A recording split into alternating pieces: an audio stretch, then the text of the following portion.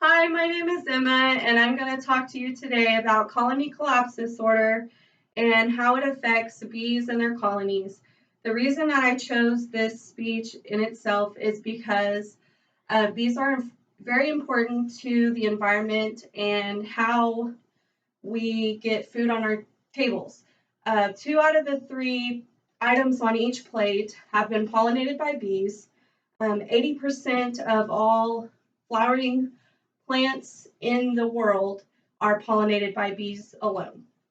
So without bees, we would have a terrible problem. Um, so colony collapse disorder, as defined by the United States Environmental Protection Agency, is a phenomenon that occurs when the majority of worker bees in a colony disappear and leave behind a queen, plenty of food, and a few nurse bees to care for the younger bees and the queen. Um, so, colony collapse disorder is not a generic term used to define the disappearance of bees. And there are researchers have done a lot of research and have found little to no reasons as to why colony collapse disorder occurs. There have been a few links that they might have discovered, and the links that they think, according to the United States Department of Agricultural's Research Service, has categorized it down to four categories. So you have parasites and pests, pathogens, poor nutrition, and sublethal exposure to pesticides. Parasites and pests, most common one is called the Varroa destructor, and it is pretty much as scary as it sounds because these parasites get on to the bees, they attach themselves to the bees, and they consume the fat and body tissues instead of just blood. And it leaves the infected bees with a lower immune system and a higher risk to getting viruses. And one of the most common viruses that are found in colonies that have the Varroa destructor parasite is the deformed wing virus.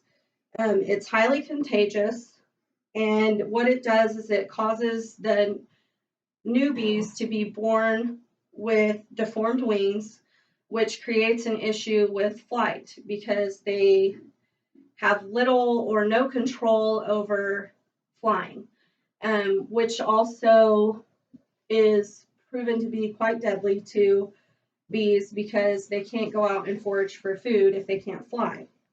Another reason of poor nutrition, the most common way that bees would have poor nutrition is rain patterns. If it rains too much, the flowering plants will have already bloomed because the bees will not be able to get to them because of the rain. If it doesn't rain enough, the plants will most likely wither and die and not produce any pollen or nectar, which is the bee's primary source of nutrition.